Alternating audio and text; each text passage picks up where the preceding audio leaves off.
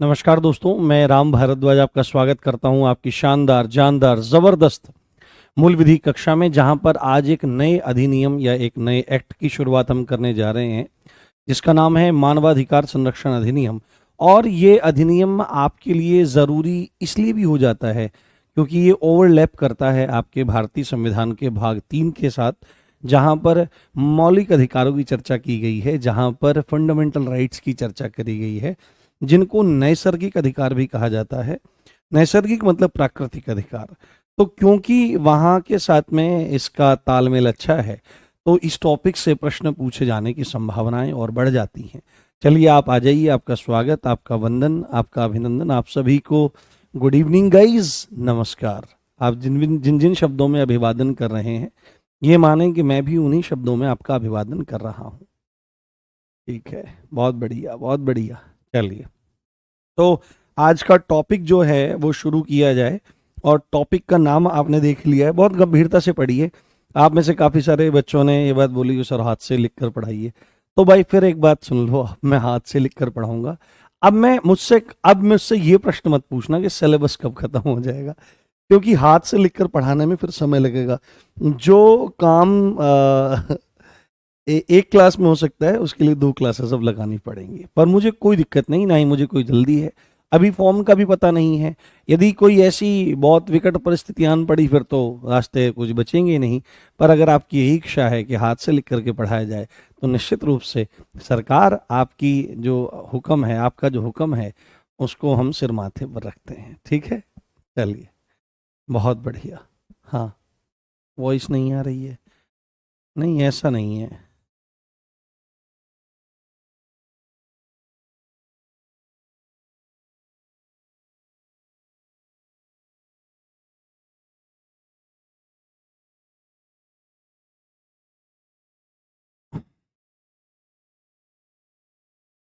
हम्म, 1 minute में देखता हूँ क्या समस्या है, बच्चों को प्रॉब्लम आ रही है।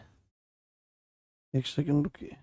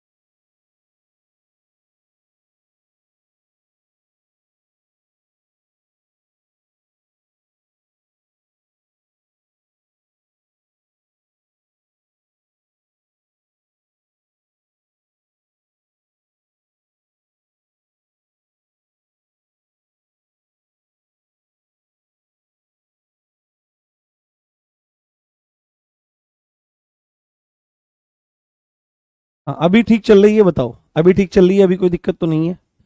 अभी बताओ, अब ठीक है? अब कोई इशू तो नहीं है?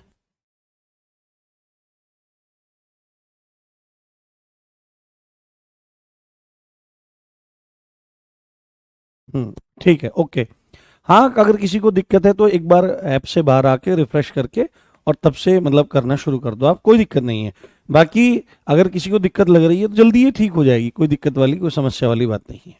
तो हमारा जो अधिनियम आज से शुरू हो रहा है, उस अधिनियम का नाम क्या है? उस अधिनियम का नाम है हमारे हम्म, उस अधिनियम का नाम है हमारे मानवाधिकार मानवाधिकार संरक्षण अधिनियम, मानवाधिकार संरक्षण अधिनियम, मानवाधिकार संरक्षण अधिनियम। हाँ ठीक है, मानवाधिकार संरक्षण अधिनियम, ये हमारे एक्ट का नाम है। ठीक है, अब कमेंट कम करो दोस्तों, अब कमेंट कम करो, अब पढ़ने पर ज्यादा ध्यान दो। हाँ, अब पढ़ने पर ध्यान दो, पढ़ने पर ज्यादा मतलब आपका फोकस रहना चाहिए। अब मानवाधिकार संरक्षण अधिनियम को शुरू करने से पहले, ठीक है, मानवाधिकार अधिनियम को शुरू करने से पहले कुछ चीजों पर बात करनी हमको जरूरी है। कुछ मूलभूत जो अवधारणाएं हैं, जो मूलभूत कॉन्सेप्ट्स हैं, बेसिक कॉन्सेप्ट्स हैं, तो उनको थोड़ा सा देखना और समझना जरूरी है, क्योंकि वहां से भी आपके प्रश्न बनते हैं। इस चीज को आपको ध्यान रखना चाहिए। जब हम मानवाधिकार संरक्षण अधिनियम की बात कर रहे हैं तो हमारे पास सबसे पहले शब्द ही आता है मानवाधिकार। ठीक है, मानवाधिकार। अब आप में से जिसको संधि का ज्ञान नहीं होगा वो सोचेगा कि मानवाधिकार, मानव अधिकार, ये मूलतः क्या लिखा हुआ है? ये मूलतः लिखा हुआ है मानवाधिकार, मतलब मानव अधिकार, संधि विच्छेद होता है मानव और अधिकार। तो मानव के अधिकारों की चर्चा के संबंध में यहां पर बात चलेगी, जो सारी बातें होंगी। तो मानवाधिकार का जिक्र आपको पता होना चाहिए। मानवाधिकार का जो जिक्र है वो भारतीय संविधान के, है ना, ये जानकारी जरूर होनी चाहिए। अगर आपको ये बेसिक जानकारी भी नहीं है तो आप ये बात लिख लीजिए कि आप यूपीएसआई की तो कम से कम तैयारी नहीं कर रहे हैं, इवन आप किसी भी एग्जाम की तैयारी नहीं कर रहे हैं अगर आपको मानवाधिकारों के बारे में नहीं पता है। तो संविधान के भाग कौन से में है? संविधान के भाग 3 में इनका वर्णन है। और अनुच्छेद कौन से कौन से तक है? तो संविधान के अनुच्छेद आर्टिकल कहां से कहां तक? 12 से लेकर 35 तक। कहां से? 12 से लेकर 35 तक मूलाधिकारों के संदर्भ में बात होती है। परंतु इसमें भी अगर हम देखें कि संविधान में मौलिक अधिकारों की बात, इन्हीं कोई मूल अधिकार, इन्हीं मौलिक अधिकार कहा जाता है, कि संविधान में मौलिक अधिकारों की मूल चर्चा कहां तक है? मूल चर्चा कहां से कहां तक है? तो आपको स्पष्ट रूप से बोल देना पड़ेगा कि मूल चर्चा जो है वो आपके अनुच्छेद या आर्टिकल आपके 14 से लेकर के 32 तक है। मूलतः कहां से कहां तक है?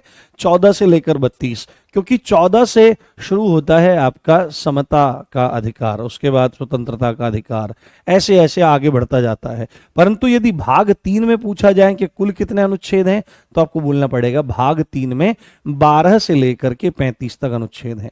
इन्हीं मानवाधिकारों को क्या बोला जाता है? तो सीधे सीधे आप बोल सकते हो इन्हें एफआर्स बोला जाता है। ये फंडामेंटल राइट्स हैं। और इन फंडामेंटल राइट्स के लिए एक शब्द और प्रयोग होता है, नैसर्गिक अधिकार। ठीक है, नैसर्गिक अधिकार, इनके लिए शब्द प्रयोग होता है। पेपर में पूछ लेता है कि नैसर्गिक अधिकार कौन से अधिकार हैं। तो जिन बच्चों ने मौलिक अधिकार को पढ़ रखा होता है, जिन बच्चों ने जिन बच्चों ने मौलिक अधिकार के बारे में पढ़ रखा होता है, वो ये सोचते हैं कि मौलिक अधिकारों के बारे में तो पढ़ा है, मानवाधिकारों के बारे में तो पढ़ा है। मानवाधिकार कौन से हैं? मानवाधिकार वही हैं जो फंडामेंटल राइट्स हैं, उनके अलावा कोई मानवाधिकारों की चर्चा नहीं है। क्योंकि भारतीय संविधान के अनुच्छेद 12 से लेकर 35 तक और मूलतः 14 से लेकर 32 तक इनका बहुत अच्छे से जिक्र किया गया है, बहुत अच्छे समझाया गया है कि मानव को क्या क्या अधिकार हैं।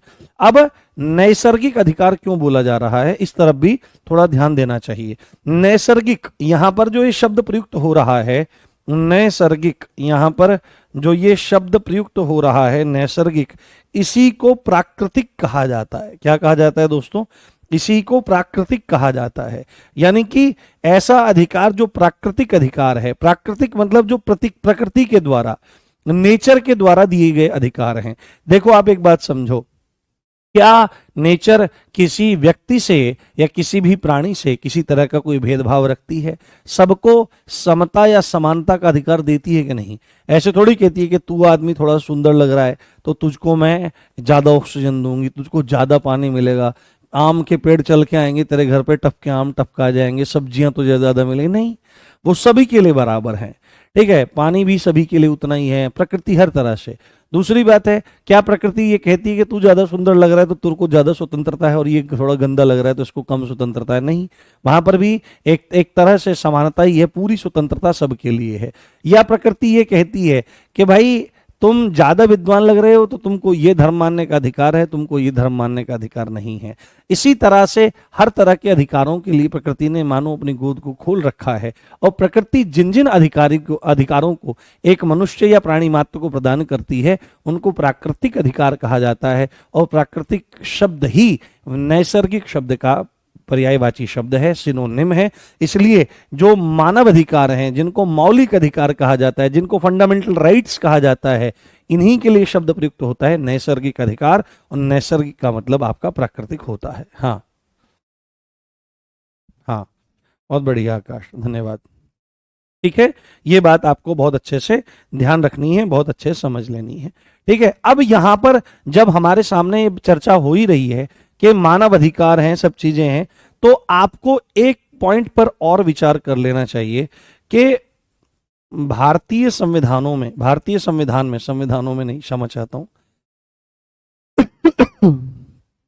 भारतीय संविधान में मौलिक अधिकारों का विदेशी स्रोत क्या है? हाँ, भारतीय संविधान में मौलिक अधिकारों का विदेशी स्रोत क्या है? विदेशी स्रोत क्या है? विदेशी स्रोत क्या है? तो आपको सीधे सीधे बोलना पड़ेगा कि यूएसए का बिल ऑफ राइट्स, यूएसए का बिल ऑफ राइट्स, यूएसए का बिल ऑफ राइट्स, यानी कि यूएसए के जो अधिकार पत्र की चर्चा है, यूएसए के बिल ऑफ राइट से भारत में मौलिक अधिकारों की अवधारणा को लिया गया है। क्षमा चाहता हूं। हाँ, थोड़ा गला एकदम से गड़बड़ा गया है, पर कोई बात नहीं, ऐसा होता रहता है। जो व्यक्ति गाते हैं, बजाते हैं, बोलते हैं, उनके साथ ऐसा स्वाभाविक है कि उनके गले में थोड़ी खराश उत्पन्न हो जाए।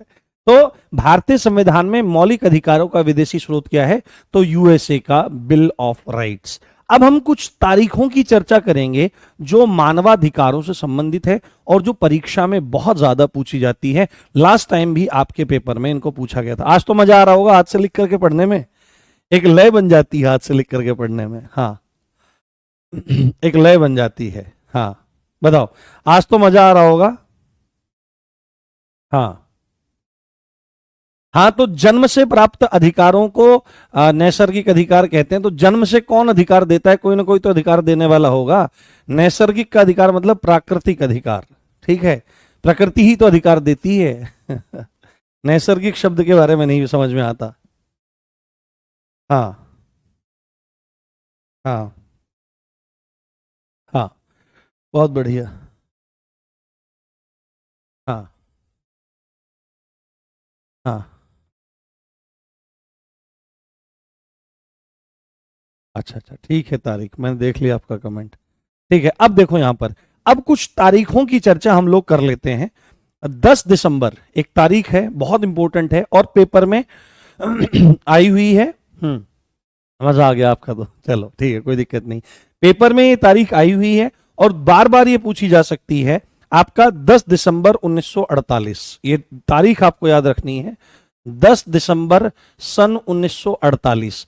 तो जैसे ही आपके सामने कोई तारीख आती है तो दिमाग में एकदम प्रश्न आता है कि भाई क्या है, किसी का बर्थडे है, किसी का एनिवर्सरी है, क्या है, क्या मौका है ये? तो 10 दिसंबर 1948 ना किसी का बर्थडे है, ना ही किसी की ये एनिवर्सरी डेट है। एक्चुअली में ये क्या है, यूएन के द्वारा, है ना, यूएन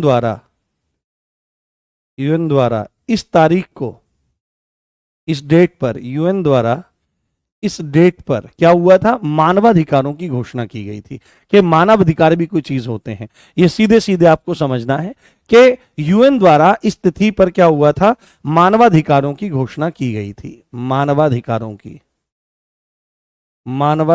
की घोषणा, मानवाधिकारों की क्या हुई थी, मानवाधिकारों की घोषणा की गई थी, मानवाधिकारों की आपकी घोषणा की गई थी। और क्योंकि आपकी जो ये तिथि है 10 दिसंबर, इस तारीख में मानवाधिकारों की घोषणा की गई थी, तो प्रत्येक वर्ष क्या होता है, प्रत्येक वर्ष हर साल 10 दिसंबर को, हर साल 10 दिसंबर को क्या होता है, विश्व मानवाधिकार दिवस मनाया जाता है। ये बहुत इंपॉर्टेंट है। इसी कारण से, क्योंकि 10 दिसंबर 1948 को यूएन ने क्या काम किया था, मानवाधिकारों की घोषणा करी थी, तो प्रत्येक वर्ष 10 दिसंबर को विश्व मानवाधिकार दिवस मनाया जाता है। विश्व मानवाधिकार दिवस मनाया जाता है। विश्व मानवाधिकार दिवस, विश्व मानवाधिकार दिवस मनाया जाता है ना, विश्व मानवाधिकार दिवस मनाया जाता है। ये बात आपको अच्छे से समझनी है और अच्छे से इसको जान लेना है। क्लियर हुआ पॉइंट? तो पेपर में आए कि विश्व मानवाधिकार दिवस, हाँ हाँ, अच्छा लेख अच्छा लग रहा है, ठीक है, मैं सुधार कर रहा हूं प्रभु आपकी सेवा के लिए आपकी सेवा के लिए मैं सुधार कर रहा हूं। हाँ ठीक है, आपकी सेवा के लिए मैं सुधार कर रहा हूँ। बड़े ही मुझे थोड़ा समय अधिक लगे, पर आपको लेख की समस्या ना होने पाएगी, आपको हाथ से लिख करके समझने में कोई दिक्कत ना होने पाएगी, क्योंकि मैं आप सबों का सेवक हूँ। ठीक है, शिक्षक तो मैं अपने आप को मानता ही नहीं हूँ। ठीक है, अपने आप को शिक्षक मानना तो बहुत दूर की बात है। मैं तो आपके चरणों का कृत दास हूँ, क्योंकि आप सबके भीतर परमात्मा रूप से राम जी विराजमान है और मैं राम जी को अपना स्वामी समझता हूँ।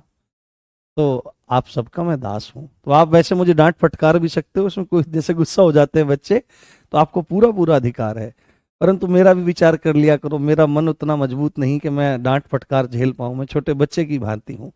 तो मुझ पे अपना स्नेह दुलार प्रेम निरंतर आप बनाए रहो, आप कृपा करे रहो। जो गलती हो तो मेरा कान पकड़ के समझा दो कि ये गलती तुम कर रहे हो, मैं उसका सुधार करने का प्रयास करूंगा। मैं एक बालक ही तो हूँ, मैं एक विद्यार्थी ही तो हूँ। ठीक है, अब यहां पर ये चर्चा जब हमने कर ली है कि प्रत्येक वर्ष 10 दिसंबर को विश्व मानवाधिकार दिवस मनाया जाता है, तो एक तारीख की चर्चा और करने को बनता है ना। एक तारीख की चर्चा और जरूर कर लेनी चाहिए, वो है आपकी 20 दिसंबर सन 1993। कौन सी? 20 दिसंबर सन 1993, 20 दिसंबर सन 1993। तो एकदम से हमारे दिमाग में फिर से प्रश्न आएगा कि भाई 10 दिसंबर को तो आपने मानवाधिकारों की घोषणा करवाई है, 20 दिसंबर को क्या करवा रहे हो? तो मैंने बोला कि 20 दिसंबर को हम लोग क्या करा रहे हैं, हम 20 दिसंबर को दावते लड्डू करवा रहे हैं कि लड्डू बटेंगे इसमें। क्यों? क्योंकि यूएन महासभा ने इस तारीख में, इस डेट पर, इस डेट पर, इस डेट पर क्या हुआ, यूएन महासभा ने, यूएन में जो महासभा है, यूएन महासभा ने क्या काम किया? तो यूएन महासभा ने यूएन मानवाधिकार, यूएन यूएन यूएन मानवाधिकार उच्चायुक्त कार्यालय की स्थापना की। ठीक है, उच्चायुक्त कार्यालय की स्थापना की। ठीक है, उच्चायुक्त कार्यालय को स्थापित किया। ठीक है, को स्थापित किया, ये प्रश्न आपका जरूरी है। को स्थापित किया, ठीक है, स्थापित किया या उसकी घोषणा की, ये बात आप बहुत सामान्य ढंग से याद रख सकते हैं। तो 20 दिसंबर सन 1993। तो मूलतः आप इसमें क्या याद रखेंगे? मूलतः इसमें आप याद रखेंगे कि 20 दिसंबर को यूएन मानवाधिकार उच्चायुक्त कार्यालय को स्थापित किया गया, इसलिए ये आपकी डेट जरूर जो 10 दिसंबर और 20 दिसंबर, इसी क्रम से, हाँ इसी क्रम से, इसी क्रम से चीजों को समझा जा रहा है, इसी चीज से देखा जा रहा है। अब जब हम तारीखों की चर्चा कर रहे हैं तो एक एनिवर्सरी मना लेंगे, एक बर्थडे मना लेंगे। अब एक किसी दिन श्राद्ध की तिथि मनानी पड़ेगी किसी न किसी के। हाँ हाँ हाँ, छोटी बच्ची हो क्या ठीक है, एक तिथि इसमें और याद रखनी पड़ेगी, वो तिथि है आपकी, वो तिथि है आपकी 15 मार्च सन 2006। कौन सी? ये काफी इंपॉर्टेंट तिथि हो जाती है, 15 मार्च सन 2006। ये तिथि आपके लिए काफी इंपॉर्टेंट है। 3 डेट्स जो हैं इनको बहुत अच्छे से याद रखना है। इसमें क्या हुआ कि यूएन मानवाधिकार परिषद की स्थापना हुई। यूएन मानवाधिकार परिषद, ठीक है, पेपर में आता है परिषद, इसको ध्यान रखना, इसकी वर्तनी पूछी जाती है कि कैसे लिखा जाता है। तो परिषद बोला जाता है, परिषद लिखा जाता है परिषद, तो यहां पर ये पूरा नहीं है। तो यूएन मानवाधिकार परिषद की स्थापना की गई किस स्थान पर? तो जेनेवा स्विट्जरलैंड में। कहां पर आपके यूएन मानवाधिकार परिषद की स्थापना स्थापना है? कहां पर? आपके जेनेवा में, स्विट्जरलैंड में। जेनेवा, और जेनेवा कहाँ है? स्विट्जरलैंड में, स्विट्जरलैंड में। ठीक है, ये चीज आपको बहुत अच्छे से याद रखनी है, बहुत अच्छे से समझ लेनी है। अगर आप मानवाधिकार संरक्षण अधिनियम की इन मूलभूत बातों को, हाँ सुनाएंगे सुनाएंगे, आज मैंने बहुत अच्छी चीज लिखी है, बहुत अच्छी चीज लिखी है। अगर तुम उसको बहुत ध्यान से सुनोगे तो तुम्हारी अंतरात्मा हिल जाएगी। आज मैंने खुद से चंद पंक्तियां लिखी हैं काव्य की। आप में से कुछ लोग कह रहे थे कि अब वो बात न जाने कहाँ गायब हो गई है, न जाने कवि कहाँ गायब हो गया है। पढ़ाने का अंदाज वही है, पर कवि अभी भी जिंदा है, पर कवि अपनी खोज में निरंतर लगा हुआ है और कहीं भी पाता ही नहीं है, समुद्र में डूबा जाता है, कहीं भी किनारा मिल नहीं रहा है। किनारा मिलेगा जब चलते रहेंगे। तो ये पूरी की पूरी मूलभूत बात है कि 10 दिसंबर को आप याद रखेंगे, 10 दिसंबर सन 1948 यूएन द्वारा इस डेट पर मानवाधिकारों की घोषणा। मैं थोड़ा सा यहाँ पर सही से लिख देता हूं जिससे आपको कोई दिक्कत ना हो, है ना। मानवाधिकारों की घोषणा करी गई भाई, ठीक है। और मानवाधिकारों की घोषणा करने के परिणाम स्वरूप ही हर साल 10 दिसंबर को विश्व मानवाधिकार दिवस मनाया जाता है।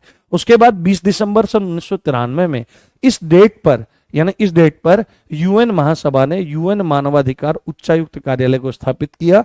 और उसके बाद 15 मार्च सन 2006 को, 15 मार्च सन 2006 को यूएन मानवाधिकार परिषद की स्थापना की गई जेनेवा और स्विट्जरलैंड में। सीधे ही आपसे पूछा जा सकता है कि यूएन मानवाधिकार परिषद जो है उसकी वो कहां पर स्थित है, तो आपको बोलना पड़ेगा वो जेनेवा स्विट्जरलैंड में स्थापित है। चलिए अब एक्ट की तरफ आगे बढ़ते हैं। और जब भी हम एक्ट की तरफ आगे बढ़ते हैं तो हम किस संदर्भ में चर्चा करते हैं कि इस एक्ट की तिथियां कहां है ना। इस एक्ट की तिथियां कहां है, हाँ, है ना। इस एक्ट की तिथियां कहां हैं, कौन कौन सी तिथियां, कि ये एक्ट की जो तिथियां हैं वो आपको बहुत गंभीरता से याद रखने की जरूरत है।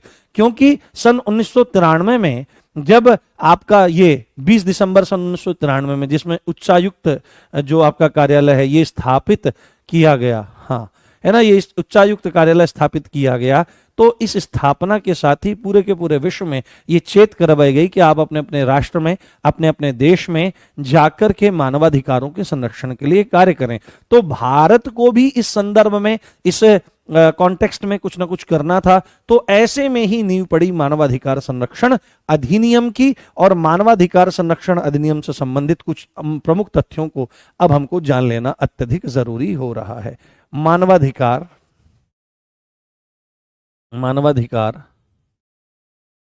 संरक्षण अधिनियम, मानवाधिकार संरक्षण अधिनियम, मानवाधिकार संरक्षण अधिनियम से संबंधित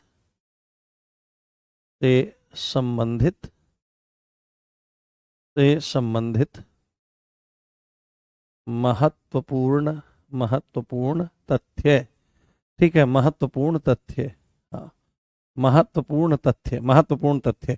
सबसे पहले इन महत्वपूर्ण तथ्यों में जो चर्चा होगी वो तारीखों की चर्चा होगी। और तारीखें कौन कौन सी, हाँ, तारीखें कौन कौन सी, तो पहली तारीख इसमें आपकी आ जाती है कि यह एक्ट पारित कब हुआ, यह एक्ट अधिनियमित कब हुआ।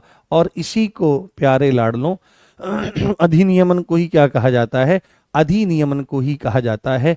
ये कब आपका इनेक्ट हुआ, ये कब आपका इनेक्ट हुआ।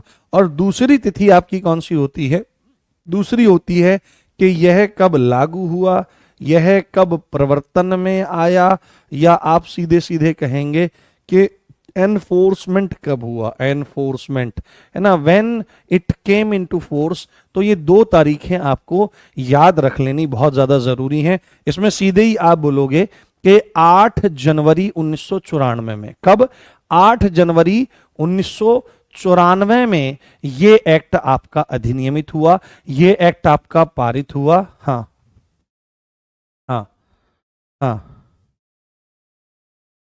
अच्छा आयुष, बहुत बढ़िया।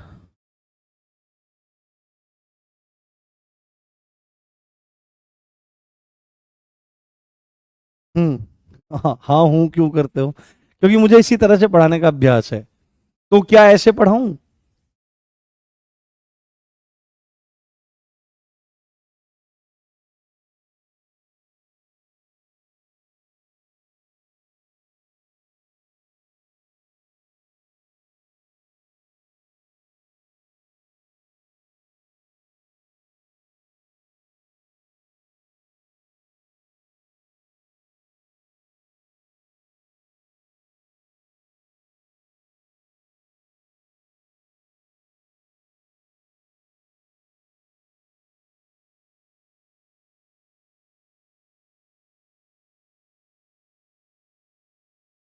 जब बोलेंगे, जब बोलेंगे हाँ, जब बोलेंगे तो फिर हाँ हूं तो निकलेंगी ही।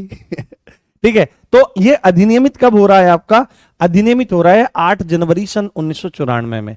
और ये आपका लागू कब हो रहा है आपका? तो आपका 8 सितंबर 1993 में। ये अब ये कौन सी बात हुई भाई? ये बात हमारी समझ में नहीं आई कि ये कौन सी बात हुई कि पारित बाद में हो रहा है और लागू पहले ही हो रहा है ना? तो ऐसा कई बार हो जाता है, ठीक है, कि कोई एक्ट लागू हुआ पर हमको उसकी जरूरत पहले से है कि हम इसको उस डेट से, बैक डेट से लागू किया जा रहा है। यहां पर क्या लिखो? यहां पर लिखो बैक डेट से लागू किया गया। बैक डेट से, बैक डेट से, हाँ, बैक डेट से इस एक्ट को लागू किया गया। इस एक्ट को लागू किया गया, बैक डेट से किया गया। बैक डेट से इस एक्ट को लागू किया गया। ये बात आपको अच्छे से समझनी है, ये बात आपको अच्छे से जान लेनी है। ऐसा हो जाता है क्योंकि हमको पीछे से जरूरत आ रही थी, पीछे से हमको पड़ रही थी। हाँ हाँ, अब्दुल ड्रामा हो गया हो तो अब पढ़ाओ सर। बिल्कुल भाई, जो हुक्म सरकार, जो आप कहो सो ही हम करें। ठीक है, चलिए पढ़ाते हैं सरकार, बिल्कुल। और कोई हुक्म हुजूर हो तो बताइएगा। उसके बाद यहां पर क्या चीज आ गई? उसके बाद क्या चीज आ गई हमारी? अब इसमें पूछेगा कि भाई कुल अध्याय कितने हैं। ठीक है, पूछेगा कुल अध्याय कितने हैं, है ना? टोटल चैप्टर्स कितने हैं, चैप्टर्स हमको बताने होंगे। और साथ में हमसे पूछेगा कि भाई कुल धाराएं कितनी हैं। अब ये बताओ कि ये एक्ट एक्चुअली में कितना बड़ा है ना? How many sections are there? ये बात हमको बताने का प्रयास करो, ये बात हमको बताने का प्रयास करो, ये बात हमको समझाने का प्रयास करो। तो इसमें अध्याय जो हैं वो हैं 8 आपके। अध्याय कितने हैं? 8। और धाराएं हैं आपकी 43। कितनी धाराएं हैं आपकी? 43। अध्याय 8 हैं और धाराएं हैं 43। तो ये सारे के सारे फैक्ट आपके मोस्ट इंपोर्टेंट हो जाते हैं, इनको आपको याद रखना है, इनको सबको आपको याद रख लेना है। मैं आपको सीधे सीधे एक बात बताऊं तो जैसे जैसे मैं कोई कागज उठाता हूं, जैसे मैं कोई कागज उठाता हूं, कोई साफ सा कागज मेरे को मिल जाए, सपोज करो ये कोई कागज है, ठीक है, ये कोई कागज है, मानो कि ये कोई आपका वो है, बड़ा चार्ट है। तो एक बड़े 3 बड़े बड़े चार्ट ले लो, ठीक है, और उन चार्टों पर क्या काम करो, हिस्से बना दो। ऐसे एक चार्ट पे आप सीधे डेट्स लिखो कि भाई यहां पे आपने एक्ट लिख दिया और एक्ट लिखने के बाद उसकी डेट लिख दी। ऐसे ही सबकी डेट्स लिख दो, जितने भी एक्ट हैं उसको दीवार पे चिपका दो जहां भी तुम पढ़ते हो बैठ करके। दूसरे चार्ट पर ऐसे ही एक्ट के नाम लिख लिख करके, अगर जिन जिन में अध्याय और अनुसूची हैं तो अध्याय और अनुसूची लिख करके चिपका दो। और तीसरे में आप क्या काम कर दो, तीसरे में आप एक्ट का नाम लिख करके और सीधे सीधे वहां पर क्या काम करो, सीधे सीधे, हाँ, सीधे सीधे वहां पर धाराओं की कुल संख्या लिख दो। जब भी आप मतलब जाओ तो उन पे नजर लगाते हुए जाओ। तो एक काम क्या होगा, एक काम क्या होगा कि आपको वो चीजें अनायास ही याद हो जाएंगी। आप बहुत आसानी से उन चीजों को समझ पाओगे, उन चीजों को आप देख पाओगे। और आप इस बात की मतलब पक्की बात मानना कि आपको 1-2 प्रश्न घुमा फिरा करके आपके पेपर में यहीं से मिल जाएगा। और 1-2 प्रश्न का मतलब है 2.5 से 5 नंबर, जो कि अनायास ही आप लोग प्राप्त कर सकते हो। आइए अब इस एक्ट की तरफ हम लोग आगे बढ़ते हैं। और इस एक्ट की पहली धारा, तो प्रत्येक एक्ट की जो पहली धारा होती है वो किस संदर्भ में बात करती है? वो बात करती है, हाँ, वो बात करती हो, हाँ हाँ, ठीक है, वो सीधे सीधे बात करती है किस संदर्भ में? वो बात करती है संक्षिप्त, नाम, विस्तार और प्रारंभ। तो हम लिखेंगे यहां पर धारा, है ना, या सेक्शन 1। धारा या सेक्शन 1 क्या कहती है? संक्षिप्त नाम, हाँ, संक्षिप्त नाम, विस्तार और प्रारंभ। संक्षिप्त नाम, विस्तार और प्रारंभ। तो इसमें तो कुछ अलग है ही नहीं, ये तो बहुत साधारण सी बात है, ये तो बहुत सीधी सच्ची सी बात है। तो इसमें संक्षिप्त नाम को हमने देख ही लिया है, इसमें प्रारंभ को हमने देख ही लिया है, इसके विस्तार की चर्चा है, यानी कि कहां कहां तक ये मानवाधिकार संरक्षण अधिनियम प्रभावी होता है, भारत के किस किस कोने में प्रभावी होता है। ऐसा तो नहीं कि खाली दिल्ली में, हाँ, खाली दिल्ली में, हाँ, है ना, खाली दिल्ली में इसका प्रभाव हो, या हरियाणा में इसका प्रभाव हो, या राजस्थान में प्रभाव हो, उधर तमिलनाडु तक ना पहुंचता हो क्योंकि दिल्ली वहां से बहुत दूर है। तो ऐसा नहीं है। जब भी कोई अधिनियम बनेगा भारत की संसद के द्वारा, तो सीधी सच्ची बात यह होगी कि उसका प्रवर्तन, उसका प्रभाव, उसका विस्तार संपूर्ण भारत पर ही रहने वाला है। तो इसमें सीधे लिखिए कि संपूर्ण भारत पर, है ना, संपूर्ण भारत में लिखिए, है ना, संपूर्ण भारत में इस एक्ट का प्रभाव है, यह एक्ट प्रभावी है। संपूर्ण भारत में यह एक्ट प्रभावी है, ठीक है, यह एक्ट आपका प्रभावी है, ये बात आप अच्छे से जान लीजिए। अब उसके बाद जब हम धारा 2 को देखते हैं, तो धारा 2 में आपको पता ही है, धारा 2 हमेशा बात करता है किसके बारे में? तो धारा 2 हमेशा बात करता है परिभाषाओं के बारे में। किस संदर्भ में? परिभाषाएं। किस संदर्भ में बात करता है? परिभाषाएं। यानी कि आगे चल करके जब भी कोई शब्द आएगा, तो उस शब्द का इस एक्ट के कॉन्टेक्स्ट में, संदर्भ में क्या अर्थ हमको निकालना है, उसकी तरफ हमको ध्यान देना पड़ेगा, उसको हमको समझना पड़ेगा। तो उन सब के अर्थ हमको यहां पर मिल जाएंगे डेफिनेशंस में। कहां पर? यहां पर हमको डेफिनेशंस में मिल जाएंगे। और डेफिनेशन में भी आपको पता है इस तरह से संख्या चलती है 2 1। हाँ जे अंशिका, मैंने देख लिया आपका कमेंट। ठीक है, मतलब आपके 2 1 2 2 ऐसे भी चलते हैं किसी किसी एक्ट में, और किसी किसी एक्ट में 2A B C D इस तरह से भी चीजें चलती हुई दिखाई देती हैं। तो यहां पर सबसे पहले जो हमको देखना है वो कौन सा है? धारा 2A के संदर्भ में यहां पर बात होगी, सेक्शन 2A के संदर्भ में बात होगी। इसी को आप 2 क कह सकते हो। और ये 2 क जो धारा है, ये किस संदर्भ में आपकी बात कर रही है? तो ये सशस्त्र बलों की परिभाषा दे रही है। किसकी? सशस्त्र बलों की परिभाषा, है ना, सशस्त्र बलों की परिभाषा। सशस्त्र बल यानी आर्म्ड फोर्सेस, आपकी आर्म्ड फोर्सेस। और आर्म्ड फोर्सेस में क्या क्या आती है आपकी की परिभाषा? आपसे सीधे ही पूछेगा कि मानवाधिकार संरक्षण अधिनियम के अंतर्गत सशस्त्र बलों की परिभाषा कौन सी धारा दे रही है? तो आपको बोलना पड़ेगा धारा 2A या धारा 2 क सशस्त्र बल यानी कि आर्म्ड फोर्सेस के संदर्भ में बात करती है और बताती है कि आर्म्ड फोर्सेस से मतलब क्या है। तो आपको सीधे ही बोलना पड़ेगा कि आर्म्ड फोर्सेस मीन सीधे सीधे क्या? आपकी आर्मी, आपकी नेवी और आपकी एयरफोर्स। ये सीधे सीधे आपको वहां पर बोल देना होगा। आर्म्ड फोर्सेस मींस आपकी आर्मी, आपकी नेवी और आपकी एयरफोर्स। हाँ, अच्छा, मुझे एक प्रश्न पूछना है आप लोगों से, एक सेकंड यहीं पर रोक करके। आप में से काफी सारे बच्चे ऐसे होंगे जो हाँ हाँ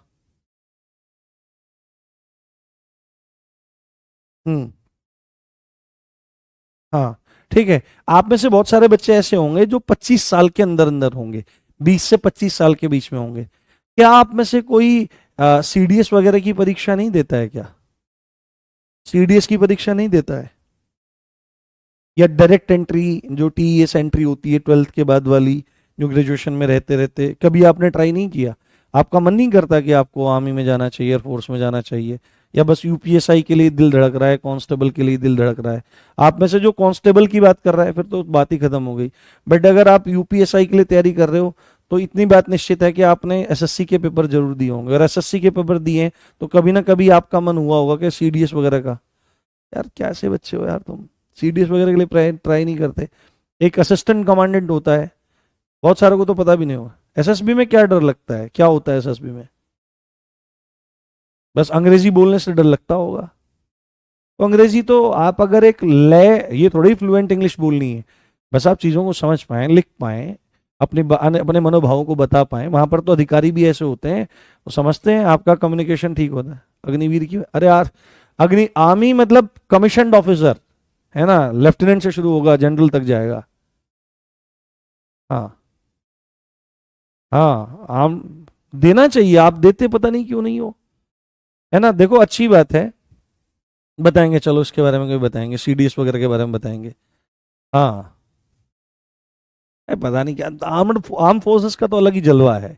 ठीक है, तनख्वाह जाते ही मिलेगी, कम से कम 1 लाख रुपए तनख्वाह मिलेगी, और जो मजा आएगा लाइफ का वो अलग है। बड़े बड़े बिग गन्स, वो फोर्स लाइक डूम, बुढ़ापे तक कान में गूंजती है। हाँ, तो सीधे ही उसने बोला कि आपकी धारा 2A सशस्त्र बलों की परिभाषा है। आर्म फोर्सेस का मतलब आर्मी, नेवी और एयरफोर्स से आपका है। ये चीज आपको जान लेनी चाहिए, ये आपको समझ लेनी चाहिए। अब सबसे इंपॉर्टेंट जो हमारे पास धारा है वो कौन सी है, वो कभी बताएंगे, ठीक है, मैं बताऊंगा कभी ना कभी आपको उसके बारे में। और अब तो लड़कियां भी एनडीए में जाने लगी हैं, और बहुत अच्छी सर्विस होती है, बहुत मतलब एक मतलब बहुत अच्छी लाइफ है। दरोगा जो है वो समाज में दिखाने के लिए ठीक है, पर दरोगा की लाइफ बहुत ज़्यादा हेक्टिक होती है, आपको 24 आवर्स ड्यूटी में रहना होता है। हालांकि सेना का भी जीवन ऐसा ही है, पर वहाँ पर पद प्रतिष्ठा बहुत ज़्यादा है, और राष्ट्रपति द्वारा कमीशन किया जाता है। और अगर आपके रेस्पॉन्सेज बहुत बढ़िया रहे तो आप जनरल तक भी पहुँच सकते हो। यदि आपके एक्सपीरियंस उतना बढ़िया, पराक्रम, उत्कर्ष रहा, तो आप एक से एक बड़ी चीज़ बन सकते हो। ठीक है, तो यहाँ पर हमारा धारा 2D आ गया। क्या आ गया? धारा या सेक्शन 2D, 2D, या आप घ कह सकते हो। क्या कह सकते हो? घ कह सकते हो, जो अब बहुत इंपॉर्टेंट है, मानव अधिकारों की घोषणा, है ना। मानव अधिकार, मानवाधिकार, मानवाधिकार लिख लेते हैं। मानवाधिकार, मानवाधिकारों से संबंधित यहां पर बात आ रही है। मानवाधिकारों की परिभाषा, मानवाधिकारों की परिभाषा यानी डेफिनेशन ऑफ ह्यूमन राइट्स। सीधे सीधे क्या लिखेंगे यहां पर? डेफिनेशन ऑफ ह्यूमन राइट्स, है ना, कि ह्यूमन राइट्स किसे कहते हैं। Definition of human rights, definition of human rights. अभी तक तो हम बोलते चले आ रहे थे कि मानवाधिकार, मानवाधिकार, मानवाधिकार, और मानवाधिकार का मतलब यहां पर मौलिक अधिकारों से है। मौलिक अधिकारों का मतलब यहां पर संविधान के द्वारा दी गई छूटों से है, जिससे कोई भी नागरिक एक अच्छी लाइफ, हाँ हाँ ट्राई, है ना, अच्छी लाइफ जी सकता है, एक अच्छे वातावरण में अपने जीवन को बिता सकता है ना। जैसे अभी नैसर्गिक अधिकारों के बारे में भी चर्चा हुई कि नैसर्गिक अधिकार एक्चुअली में आपके क्या है? मौलिक अधिकार ही हैं, प्राकृतिक अधिकार भी हैं। जैसे एक बच्चे ने बोला था कि नैसर्गिक अधिकार वे अधिकार हैं जो जन्मजात मिलते हैं, तो बात एक ही है। अगर आप जन्मजात भी कहना चाहें या प्रकृति द्वारा प्राप्त अधिकार भी बात कहना चाहें, बात तो एक ही है। देने वाला कौन है? नेचर दे रही है ना। ये चीज आपको बहुत अच्छे से ध्यान रखनी है। परंतु अब यहां पर पूरी पोल पट्टी खुलेगी कि वास्तविकता में मौलिक अधिकार होते क्या हैं, मानवाधिकार होते क्या हैं। तो आप अगर इस धारा को एक्ट में पढ़ने जाएंगे तो आपको वहां पर ये पूरी की पूरी धारा एक लंबे चौड़े पन्नों के रूप में दिखाई देगी, एक लंबे चौड़े पैरा के रूप में दिखाई देगी। पर मैं इनको 4 सिंपल स्टेप में तोड़ देता हूं, 4 सिंपल पॉइंट्स में तोड़ देता हूं कि मानवाधिकार सबसे पहले वो अधिकार हैं। सबसे पहला पॉइंट प्राण, प्राण, है ना, यानी कि जीवन जीने का अधिकार। स्वतंत्रता यानी कि फ्रीडम की जहां पर बात हो रही है, प्राण, स्वतंत्रता, समानता, समानता यानी इक्वलिटी की बात हो रही है, समानता, और व्यक्ति की गरिमा, है ना, व्यक्ति की गरिमा से संबंधित। सबसे पहला पॉइंट तो क्या है? व्यक्ति की गरिमा, है ना। अब आप बोलने लगो कि भाई गरिमा तो व्यक्ति की कहां है, गरिमा तो मनोज की है। पर गरिमा का मतलब यहां पर है कि जीवन जीने का एक तरीका, है ना, जहां पर आदमी सेल्फ डिग्निटी की बात करता है। अब अगर आपको कोई कहने लगे कि भाई तुमको ना 1 करोड़ रुपए महीना दिए जाएंगे, तुमको गाड़ी बढ़िया मिलेगी, ठीक है, ठीक ठाक रहने के लिए आपको मिलेगा, बट जब भी आप सड़कों पर निकलोगे आप पर थूक आ जाएगा, आप पर अंडे फोड़े जाएंगे, आप पर टमाटर फेंके जाएंगे, आपके नाम की रोज अखबारों में बदनामी वाली खबरें चलेंगी। तो और बोलेंगे कि आप इसको झेलते जाओ तो हर महीना हम पैसे को डबल करते जाएंगे, 1 करोड़ का 2 करोड़, उसके अगले 4 करोड़। तो हो सकता है कुछ लोग इस चीज के लिए तैयार हो जाएं कि भाई पैसा तो मिल रहा है, बट जहां तक मुझे उम्मीद है कि गिरे हुए से गिरा हुआ भी आदमी जो अपने आप को बहुत भला मानता है परंतु उसके आचरणों में बहुत कमी है और दूसरों को हमेशा परेशान करता है, उनकी इज्जत के साथ खेलने में कोई उसको दिक्कत नहीं होती, ऐसा आदमी भी एक लंबे समय तक ऐसे आचरण को अपने प्रति सहन नहीं कर सकता है। और ये सहन नहीं करने की जो धारणा है, ये कहां से उपजती है? व्यक्ति के गरिमामय जीवन से। हर एक आदमी सोचता है कि चाहे फूंस की झोपड़ी हो, चाहे खाने के लिए 2 ही समय का खाना हो, है ना, और एक समय का खाना ना हो, एक समय खाना मिल जाए, चना चबेना और गुड़ और मट्ठा पी करके मैं अपना जीवन बिता लूंगा, मेरा एक ही लड़का हो, ठीक है, इज्जत से मैं रहूं। गरिमा का मतलब इज्जत से, है ना, कि झुकेगा नहीं साला, ये वाली बात है। इज्जत पूरी की पूरी मिलनी चाहिए, है ना, इज्जत पूरी पूरी मिलनी चाहिए।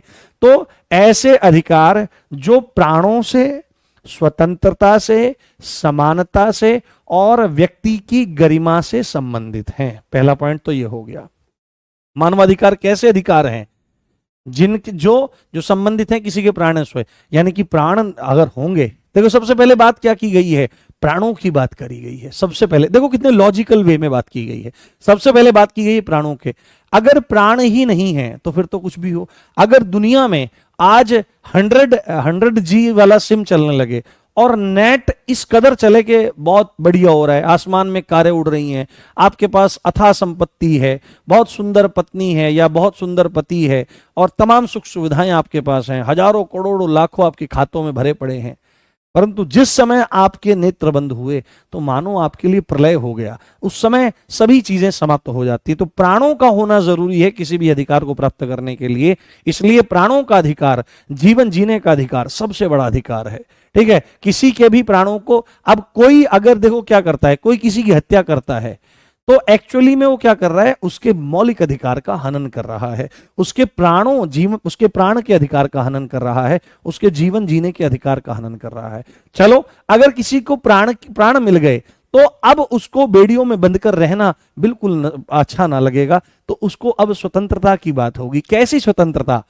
केवल दैहिक स्वतंत्रता नहीं, केवल सामाजिक स्वतंत्रता नहीं, उसको हर प्रकार की स्वतंत्रता चाहिएगी। उसे आर्थिक स्वतंत्रता भी चाहिए। और महिलाओं के साथ समाज ने जो लंबे समय से दिक्कतें खड़ी करी वो यही थी कि महिलाओं को नहीं दिया गया तो क्या?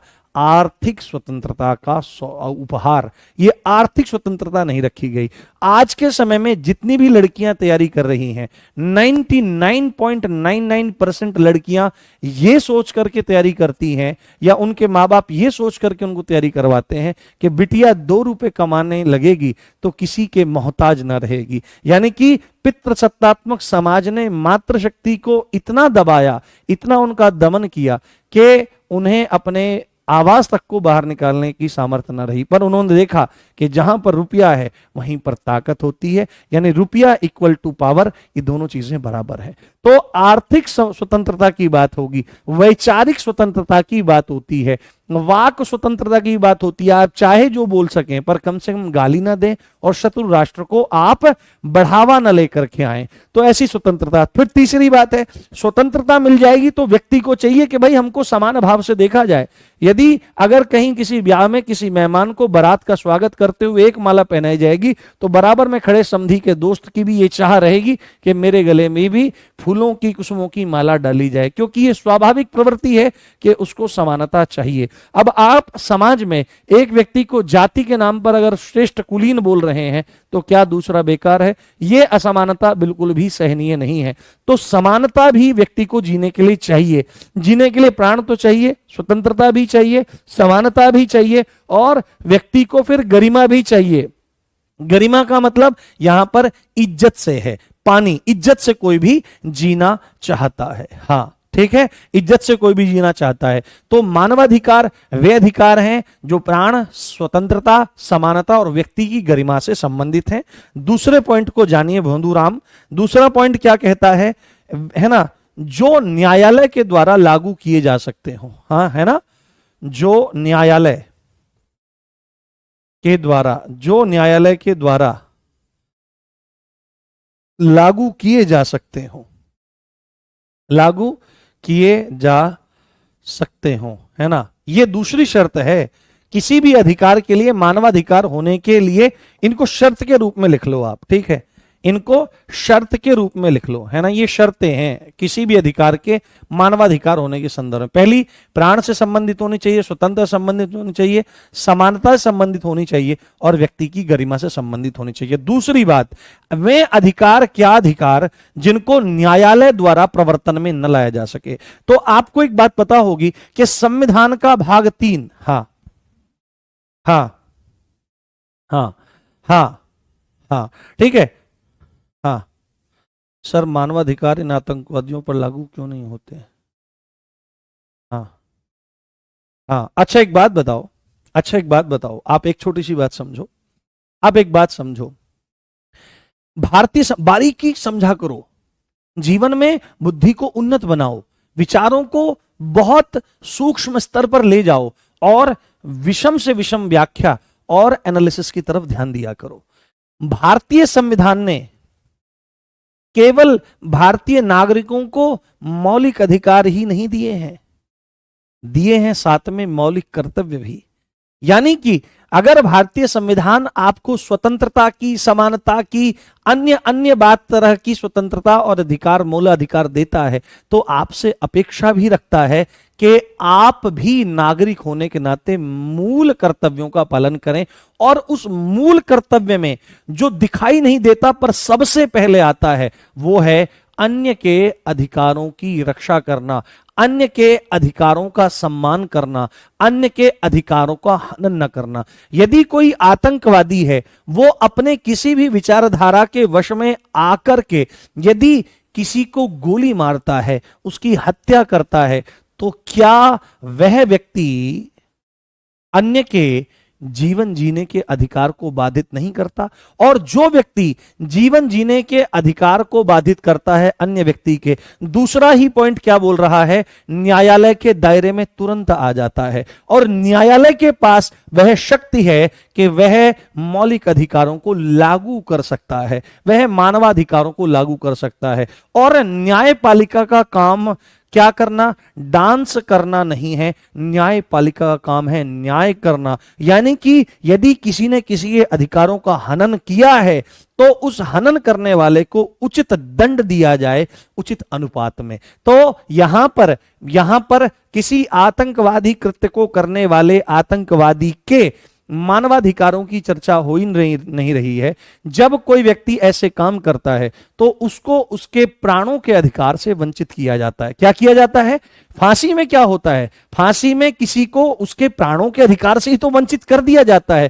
कहने को तो हमने मार डाला, परंतु तकनीकी और कानूनी भाषा में हमने उसको मारा नहीं, उसको उसके प्राणों के अधिकार से विलग कर दिया। यह बात आपको समझनी चाहिए। हाँ, ये बात आपको समझनी चाहिए। हाँ हाँ हाँ, ठीक है। चलो, तो न्यायालय के द्वारा लागू किए जा सकते हो। आपने एक चीज देखी होगी, आपने एक चीज समझी होगी, आपने एक बात जानी होगी कि भारतीय संविधान का जो भाग 3 है, वह भाग 3 एक बात विशेष बोलता है कि मौलिक अधिकार न्यायालय द्वारा प्रवृत्त कराए जा सकते हैं, उनके द्वारा लागू किए जा सकते हैं। अगर किसी के मौलिक अधिकार का हनन करता है तो वैसे सीधे सीधे सुप्रीम कोर्ट, हाई कोर्ट जाने की विधि नहीं है, वैसे सीधे सीधे हाई कोर्ट, सुप्रीम कोर्ट जाने की परंपरा और प्रोसेस नहीं है। बट अगर मौलिक अधिकारों का हनन होता है तो सेक्शन या आर्टिकल 32 का यूज करते हुए सुप्रीम कोर्ट और आर्टिकल 260 है ना, 262 है, दिमाग से निकल गया, 226 दिमाग से निकल जाता है कई बार, 226 का प्रयोग करते हुए हाई कोर्ट जा सकता है। तो वो गारंटर हैं कि किसी व्यक्ति को उसके मौलिक अधिकार दिए जाएंगे। दूसरी बात यह है, जो न्यायालय के द्वारा लागू किए जा सकते हैं वो मानवाधिकारों की श्रेणी में आपके आते हैं। तीसरा पॉइंट इसमें हमारा क्या आ जाता है, तीसरा पॉइंट क्या आ जाता है, दिए किसके द्वारा जाते हैं? संविधान द्वारा दिए जाने चाहिए, है ना। देता कौन है? संविधान द्वारा दिए जाएं, तब उनको कहा जाएगा कि वो मानवाधिकार है। संविधान द्वारा दिए जाने चाहिए, दिए जाने चाहिए, है ना, हाँ, दिए जाने चाहिए। और चौथा पॉइंट हमारा इसमें क्या आ जाएगा, चौथा पॉइंट इसमें आपका आ जाएगा और अंतरराष्ट्रीय अंतरराष्ट्रीय अंतर अंतरराष्ट्रीय समझौतों में उनका जिक्र होना चाहिए। अंतरराष्ट्रीय समझौतों में उनका जिक्र होना चाहिए। अगर किसी अधिकार में ये चारों बातें हैं तो वह अधिकार एक मानवाधिकार है। समझ में आ गया? क्लियर हो गया कॉन्सेप्ट? बताओ किस किस को समझ में आ गया कि ये मानवाधिकार है? हाँ, नहीं मैं सीडीएस के बारे में थोड़ी सी मतलब, हाँ हाँ, हम्म, ठीक है, समझ में आ गया मौलिक मानवाधिकार क्या होता है। तो मानवाधिकार वे अधिकार हैं जिनके लिए जो इन चार शब्द शर्तों को पूरा करता है। प्राणों संबंधित होने चाहिए, स्वतंत्रता, समानता और व्यक्ति गरिमा संबंधित होने चाहिए, जो न्यायालय के द्वारा लागू किए जा सकते हैं, संविधान द्वारा दिए जाने चाहिए और अंतरराष्ट्रीय समझौतों में उनका जिक्र होना चाहिए। दैट्स ऑल, ये मानवाधिकार कहलाते हैं। समझ में आ गया? हाँ, समझ में आ गया? कोई दिक्कत, कोई समस्या, कोई परेशानी तो नहीं है? हम्म, हाँ हाँ। अब मुझे पढ़ाने के लिए बहुत समय चाहिए होता है, बहुत समय चाहिए होता है। हाँ, पर मेरे ऊपर बाध्यताएं लगा देती है संस्था कि जल्दी जल्दी किया करो। जल्दी जल्दी की मतलब अंत में जब पहुंचता है ना कोर्स, तो फिर संस्था की तरफ से जो प्रबंधन समिति वो कहती कि जल्दी जल्दी पूरा करो, बैच पेपर आने वाला है। पेपर के समय की बात, जब डेट अनाउंस हो जाती है। चलो ठीक है, आज हम लोग यहीं रखते हैं। अब एक गंभीर चर्चा हम लोग करते हैं। ठीक है, ठीक है, आज इसको यहीं रखते हैं। पूरा बेस तैयार हुआ, मानवाधिकारों के बारे में हमने जाना। हाँ, आप में से तमाम लोग, आप में से, हाँ, आप में से तमाम लोग जो तैयारी करते हैं, मैंने इंस्टाग्राम पे भी लगाया है इसको अपने आज लिख करके, मैं अब लेखक भी बनने लगा हूं। हाँ, मैं अब लेखक भी बनने लगा हूं, तो मैंने इंस्टाग्राम पे इसको अपने लगा रखा है। तो उसमें क्या है कि आप में से बहुत सारे लोग तैयारी कर रहे हैं, बहुत सारे लोग लंबे समय से तैयारी कर रहे होंगे। हाँ, तो ऐसा होगा कि इस बार ये जो यूपीएसआई का मौका है, तो इस मौके में किसी किसी को तो एकदम राहत से मिली होगी कि 3 साल की छूट मिल गई है, तो ये अंतिम अवसर किसी के लिए हो सकता है। तो आज ये मेरे दिमाग में आया, मैं बस ऐसे ही बैठा था तो मैंने सोचा कि अगर किसी का सिलेक्शन ना हो तो क्या हो सकता है। तो ध्यान से इन पंक्तियों को सुनिएगा, ये आज मेरे दिमाग में आई, मैंने आज ही लिखी है कि अगर नहीं हुआ इस बार भी, अब सिलेक्शन शब्द मैं यहां पर नहीं बोलूंगा, सिलेक्शन दिमाग में आ रहा है। कोई एक लड़का है जो बैठा हुआ है, जिसके घर में लाचारियां हैं, जिसके पिता अब धीरे धीरे बूढ़े होने लगे हैं, माता घर की गरीबी को देखती है और उस गरीबी को दूर भगाने के लिए एकमात्र आपकी ही और उसका ध्यान है, और किसी से वह प्रेम भी करता है। हाँ, तो उसने सोचा कि उसके पास ये अंतिम अवसर है, तो अगर नहीं हुआ इस बार भी तो ये सोचने वाली बात होगी। अगर नहीं हुआ इस बार भी तो ये सोचने वाली बात होगी। रह जाएंगे वो सपने अधूरे जो तुमने देखे, रह जाएंगे वो सपने अधूरे जो तुमने देखे, वो उम्मीद अधूरी जो बाप की हर दिन बूढ़ी होती आंखें टटोलती है। हम्म, वो आस अधूरी जो हर माँ रोज इस गरीबी के भयावह मंजर से तुम्हारे दम पर पूरे परिवार को निकालना चाहती है। वो आस अधूरी, माँ की वो आस अधूरी रह जाएगी जो इस गरीबी के भयावह मंजर से तुम्हारे दम पर पूरे परिवार को निकालना चाहती है। और अब उनकी बात होगी। हम्म, और वो चाहते अधूरी, वो चाहते अधूरी जो हर पल कोई सिर्फ तुम्हारे कामयाब होने का इंतजार करती है। वो चाहते अधूरी जो हर पल तुम्हारे कामयाब होने का इंतजार पूरा करती है। अगर नहीं हुआ इस बार भी तो ये सोचने वाली बात होगी। ये आज मैंने लिखा है। हाँ, अब मैं लिखने भी लगा हूँ। शायद मैं अब कुछ भारी होने लगा हूँ। हाँ, अब की बारी में न जाने क्या कुछ कहने का मन कर जाता है। शायद अब मैं भारी होने लगा हूँ। किताबों के बोझ ने लगता है मुझको भारी कर दिया है। हाँ। हम्म। हाँ, तो पढ़ाई करो गंभीरता से, क्योंकि बाप की प्यासी पथराई आंखें तुम्हारे कामयाब होने का वो दिन टटोल रही हैं। माँ की हर दिन बढ़ती उम्र बस इस आस में कटती जाती है कि किस दिन मेरा बेटा कामयाब हो जाएगा और हम इस गरीबी के मंजर से निकलेंगे। और कोई जो बस राह देख रहा है कि मेरे बाप मेरा रिश्ता कहीं ठीक ना कर दें, कहीं पक्का ना कर दे, उससे पहले तुम्हारे पक्का होने की खबर आ जाए। हम्म। हम्म। अच्छा, चलो इंस्टाग्राम भी बता देता हूँ मैं आपको। हम्म। हाँ।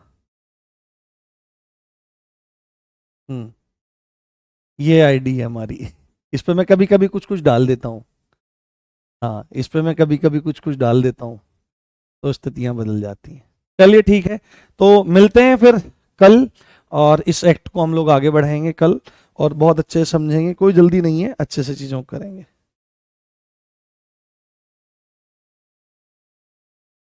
Okay guys, love you all guys, bye, अपना ध्यान रखिए। जय हिंद, जय भारत।